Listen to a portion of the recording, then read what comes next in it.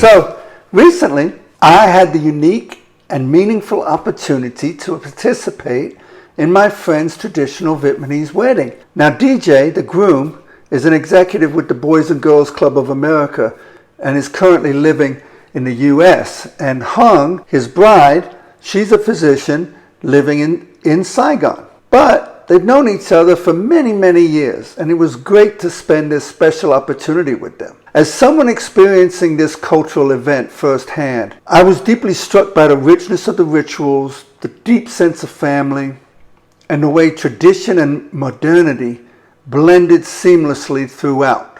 This experience offered more than just a glimpse into another culture's marriage customs. You know, it was a window into Vietnamese values, respect for ancestors, importance of community, and the honoring of heritage through ceremony. By sharing what I learned, I hope to help you appreciate the cultural significance behind each step of the process, and perhaps, more importantly, not to make the mistakes I made while participating in the wedding. So, here's the first lesson I'll tell you. No one's going to completely tell you what to expect. Why? Well, because we didn't do any rehearsals. I don't think they have them in Vietnamese weddings. I think you just basically rely on tradition and sort of a, come on, everybody knows what you're supposed to do sort of thing. I could be wrong. Also, a wedding is managed by the children of the family, adult children, and it's new to everyone. There's the language barrier, and fourth, there's the barrier of consideration. For example, Hung's family and friends were so accommodating and wonderful. I'm very sure they left out explaining some things or having us do some things that they may have thought we would be uncomfortable with. So whether you're attending a Vietnamese wedding yourself, working cross-culturally in business, or simply curious, there's a tremendous value in understanding these traditions, not only to avoid cultural missteps, but to connect more deeply with others through respect and knowledge of their cultures, their heritage, their lifestyles. I'm going to briefly take you through the 5 elements to a traditionally inspired, contemporary Vietnamese wedding, which includes the meetings of families, the engagement ceremony, which includes like family introductions, ancestral offerings, and ceremonial tea rituals, the wedding ceremony, the bride's farewell ceremony, and the wedding banquet itself. What you'll probably find is a contemporary wedding ceremony will combine or conflate some of these elements, as was the case in this wedding. And I hope to help you recognize how these elements are represented today. Now, let's go ahead and pick up with element 1, the meeting of the families. This is called the Dạm Ngõ. This is the very first formal step. The groom's family visits the bride's home to formally ask for permissions to marry. It includes light conversation between both families to discuss wedding plans and to get to know one another. We attended the Dạm Ngõ, or the meeting of families, at Gone Restaurant. This was the first case in which tradition met our contemporary lifestyle. The baby clams? A lot of Hung's family flew in from France, England, and the United States, and we flew in from the States. Because of these modern times, you may find meeting at restaurants will be a popular choice. Because of the time constraints of our visit to Saigon, the Dạm Ngõ also took place the day before the wedding. First lesson. No one told us that this was the Dạm Ngõ. It was billed as, let's meet for lunch. But be aware, this is your last best chance to find out what will be going on at the wedding. The next day, we attended the Hanoi, or the engagement ceremony, which was combined with the wedding ceremony at the bride's house. These 2 ceremonies would be separated by location and time in a strictly traditional wedding timeline, because both families involved would probably be living in Vietnam and probably be in proximity to each other. But more often now, these 2 events are combined for convenience. Hello, Ben. Good morning. How are you doing? How are you? Good, good. You look beautiful. Thank you. You too. Thank you. Not too hot. I feel beautiful. Okay, and you now, okay. Darling, just dive right in. Reason, okay. Am I talking to you now? Oh, okay.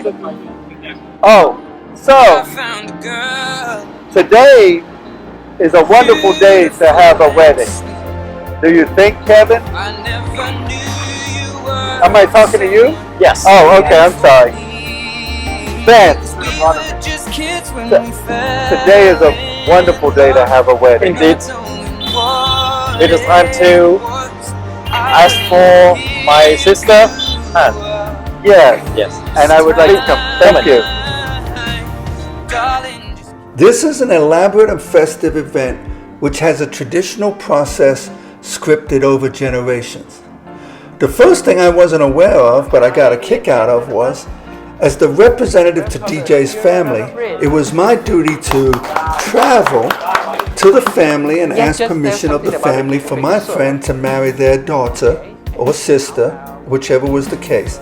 Because the engagement ceremony and the wedding ceremony were held at the same time, we went seamlessly from one to the other in Hung's and her mother's home. After I received permission for DJ to come over from her brother and first participate in the engagement ceremony, then we went seamlessly into the wedding ceremony. DJ and his daughter, Maria, arrived to the home with their procession of folks and gifts.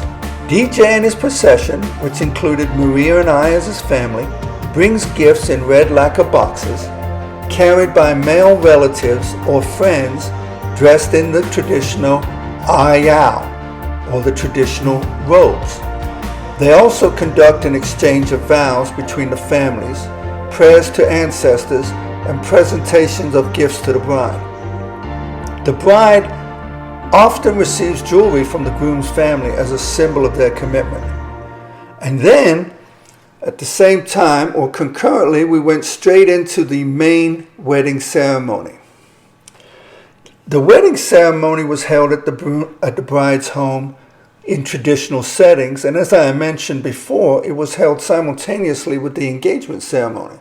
After having light conversation, eating great homemade food, and being so warmly welcomed by the families, I took an Uber back to my hotel and I had to take a nap. Later that evening, we all reconvened at an event venue for the bride's farewell ceremony and the wedding banquet, which once again were combined for convenience.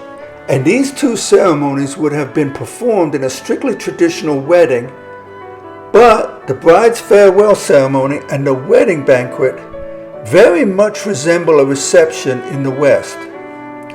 If these two ceremonies were separated in the bride's farewell ceremony, you'd see things such as the bride officially leaving her home, which symbolizes a new chapter in her life.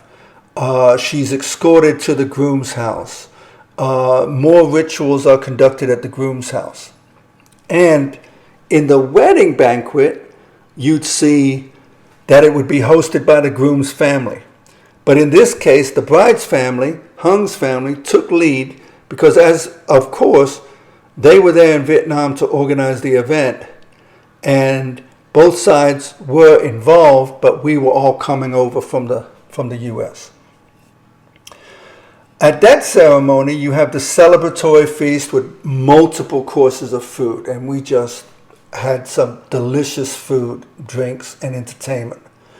And then the couple makes rounds to thank guests, and it's very traditional that the guests all give them money in red envelopes. So, we had such a great day, and Hung looked absolutely beautiful. The wedding had zero hiccups, even though there were many moving parts, and I was actually pretty emotional at the reception, just because the vibe was so wonderful and positive, as one would expect a wedding to be. I'm very excited to share this moment with my new beautiful wife. I'm thankful for my new Vietnamese family. Tôi rất là hạnh phúc khi hôm nay quý vị có mặt đông đủ để chung vui với gia đình chúng tôi và cũng như là với vợ tôi, một người vợ rất là xinh đẹp. And I just want to say thank you all for everybody that comes out to share this beautiful moment with my new family. Thank you and have a good night. Đây có thể nói là một khoảnh khắc đặc biệt và tôi rất vui và hạnh phúc khi mọi người cùng chúng tôi chia sẻ hạnh phúc ấy. There are some post-wedding traditions, such as a 3-day visit of the bride to the groom's home and for the groom to go visit the bride's parents. There are several modern adaptations and regional variations depending on whether the families are from the north or the south, or whether they live in an urban or rural environment, much the same as take Europe or the United States, for example, where there are regional differences.